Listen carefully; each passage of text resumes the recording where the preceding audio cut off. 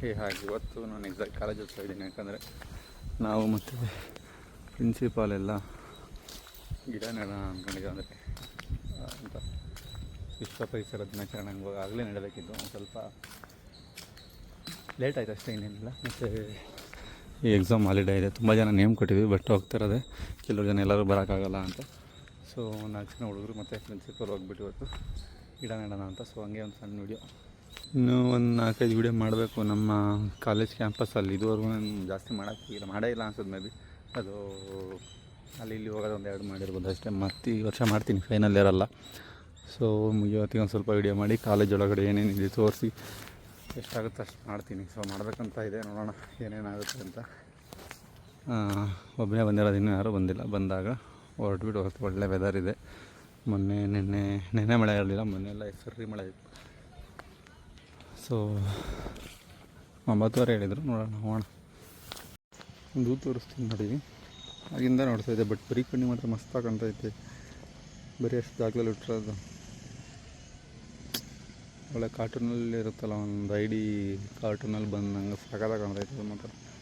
But ಕ್ಯಾಮ್ರಾದಲ್ಲಿ ಅಷ್ಟು justify ಆಗ್ತಾಯಿಲ್ಲ. So shift detective ಅಂತ ಯಾವುದೋ ಒಂದು ಮೂವಿ ಇದೆಯಲ್ಲ, ಈಗ ಹೊಸ್ದಾಗಿ ಬಂದಿದೆಯಲ್ಲ, ಮಸ್ತಿದೆ. ಸೇಮ್ ಅದೇ ಫೀಲ್ ಆಯಿತು. ಪ್ರಿನ್ಸಿಪಲ್ ಆಲ್ರೆಡಿ ರೆಡಿ ಇದ್ವು. ಅಲ್ಲಿಂದನೇ ಅವ್ರ ಕಾರಲ್ಲೇ ಸೀದಾ ಹೌಸಿಂಗ್ ಬೋರ್ಡ್ಗೆ ಹೋದ್ವಿ, ಗಿಡ ಇಟ್ಟಿರೋ ಜಾಗಕ್ಕೆ. ಲೊಕೇಶನಿಗೆ ಬಂದಿದ್ದೀವಿ, ಇನ್ನೇನೀಗ ನೆಡಬೇಕು. ಪ್ರಿನ್ಸಿಪಲ್ ಜೊತೆ ಬಂದ್ವಿ.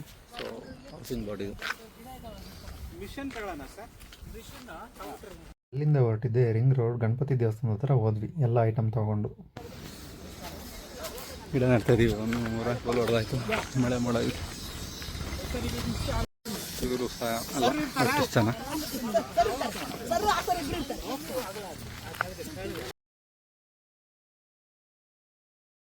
ನೆಡ್ತಾ ಇದ್ದೀವಿ ಇಲ್ಲೆಲ್ಲ ಒಟ್ಟು.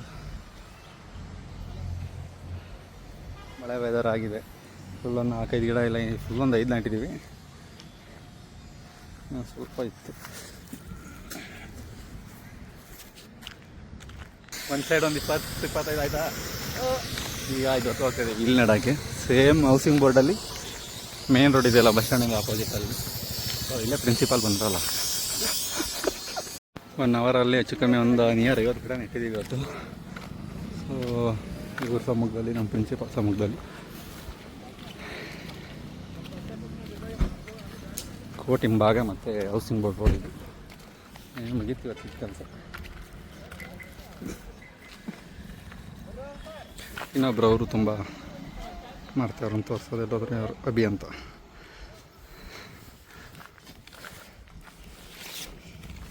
ಇಲ್ಲಿಂದ ಮತ್ತೆ ಹೊರಟಿದೆ. ಆಗಲೇ ಗಿಡ ತಂದವಲ್ಲ, ನರ್ಸರಿ ಥರ ಇದೆಯಲ್ಲ, ಅಲ್ಲಿಗೆ ಹೊರಟ್ವಿ. ಅಲ್ಲಿ ನೋಡಿ ಈ ಥರ ಹೇಗಿದೆ. ಕೆಲವು ಗಿಡ ಇಲ್ಲಿಂದನೇ ಸ್ವಯಂ ಸೇವಕರಿದ್ದಾರಲ್ಲ, ಅವ್ರು ತಾಂಡಿ ದೊಡ್ಡವು ಅಗ್ನಾಶಿನಿ ಅದೆಲ್ಲ ಹೇಳಿದ್ರು, ಮತ್ತೋಯ್ತಿದ್ರು ಮರದ್ದು. ಇನ್ನೆಲ್ಲ ಮಸ್ಲಸಳ್ಳಿ ಹೋಗಿ ತಂದನಂತ ನಂಗೆ ಗೊತ್ತಿಲ್ಲ. ಇವಾಗ ಹೇಳಿದ್ರು ಒಳ್ಳೆ ಚೆನ್ನಾಗಿತ್ತು. Quality times and quite good.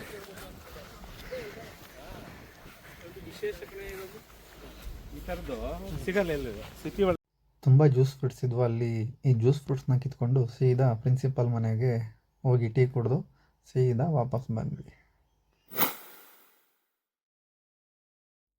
ನೋಡಿ, ಗಿಡ ನೆಡೋಕ್ಕೆ ಪರಿಸರ ದಿನಾಚರಣೆ ಬರಬೇಕು ಅಂತೇನಿಲ್ಲ. ನಮಗೆ ಯಾವಾಗೆಲ್ಲ ಅನಿಸುತ್ತೋ ಅವಾಗೆಲ್ಲ ಒಂದೊಂದು ಗಿಡ ನೆಡ್ತಾ ಇರಬೇಕು.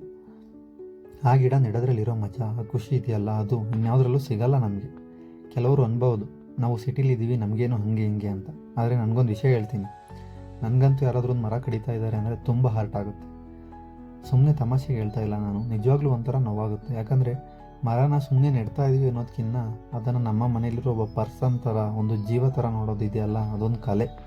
ಆ ಥರ ನೋಡಿದಾಗ ಏನಾಗೋದು ಗೊತ್ತಾ, ನಿಮಗೂ ಆ ಗಿಡಕ್ಕೂ ಒಂದು ಅಟ್ಯಾಚ್ಮೆಂಟ್ ಬೆಳೆದು ಬಿಡುತ್ತೆ. ನಾನು ಎಷ್ಟೋ ಸರಿ ಮಲೆನಾಡು ಕಡೆ ಹೋದಾಗ ಆ ಮರಗಳನ್ನ ನೋಡಿ ಇದು ನಮ್ಮ ಸುತ್ತಮುತ್ತ ಇರಬೇಕು ಅನಿಸುತ್ತೆ.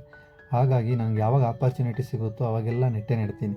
ಜನ ಏನು ಬೇಕಾದರೂ ಅಂದ್ಕೊಳ್ಳಿ, ಹಂಗೆ ಹಿಂಗೆ ಅಂತ. ಆದರೆ ಮರನ ನೆಡಬೇಕು, ಬೆಳೆಸಬೇಕು. ಇವತ್ತು ನಿಮಗೆ ಆ ಮರದ ಬೆಲೆ ಗೊತ್ತಾಗಲ್ಲ. ಹೇಗೆ ನಮಗೆ ಜೀವ ಇದೆಯೋ ಅದಕ್ಕೂ ಒಂದು ಜೀವ ಇದೆ. ಅದು ಅದರ ಪರ್ಪಸ್ ಒಂದೇ, ಬೆಳಿಬೇಕು, ನೆರಳಾಗಬೇಕು, ಒಳ್ಳೆ ಗಾಳಿ ಕೊಡಬೇಕಂತ. ಆದರೆ ನಾವು ಅದನ್ನ ಹೆಂಗೆ ಯೂಸ್ ಮಾಡ್ಕೊತೀವಿ ಅಂತ ನೀವೇ ಕ್ವಶನ್ ಹಾಕ್ಕೊಳ್ಳಿ. ಒಂದು ಸಲ ಯೋಚನೆ ಮಾಡಿ, ನಾವು ಏನಕ್ಕೆ ಬದುಕ್ತಾ ಇದ್ದೀವಿ, ಅವು ಕೂಡ ಅದಕ್ಕೆ ಬದುಕ್ತಾ ಇದ್ದಾವೆ. ಆದರೆ ನಮ್ಮಿಂದ ಮರಗಳಿಗೆ, ಆ ಪ್ರಕೃತಿಗೆ ತೊಂದರೆ ಆಗ್ತಿದೆ ಹೊರತು ಅವುಗಳಿಗೆ ನಮ್ಮಿಂದ ಯಾವುದೇ ಉಪಯೋಗ ಆಗ್ತಾಯಿಲ್ಲ. ಸೊ ದಯವಿಟ್ಟು ನಿಮ್ಮ ಮನೆ ಮುಂದೆ ಜಾಗ ಇದೆಯಾ, ಒಂದು ಗಿಡ ನೆಡಿ. ಇಲ್ಲ ಅಂದರೆ ಖಾಲಿ ಜಾಗ ಸಿಕ್ಕರೆ ಅಲ್ಲೊಂದು ಗಿಡ ನೆಡಿ. ಅದನ್ನು ನಿಮ್ಮ ಸ್ವಂತ ಮಗು ಥರ ನೋಡಿ, ಆಮೇಲೆ ನೋಡಿ ಆ ಖುಷಿನೇ ಬೇರೆ. ಪರಿಸರದಲ್ಲಿ ಬದುಕೋದಿದೆಯಲ್ಲ ಅದೊಂಥರ ವರ, ಅದೆಲ್ಲರಿಗೂ ಸಿಗಲ್ಲ. ಸೊ ಪರಿಸರನ ಬೆಳೆಸಿ ಮತ್ತು ಜೊತೆ ಒಂದು ಅಟ್ಯಾಚ್ಮೆಂಟ್ ಇಟ್ಕೊಳ್ಳಿ. ಸೊ ಇಷ್ಟು ಹೇಳ್ತಾ ಈ ವಿಡಿಯೋ ಇಲ್ಲಿಗೆ ಮುಗಿಸ್ತೀನಿ.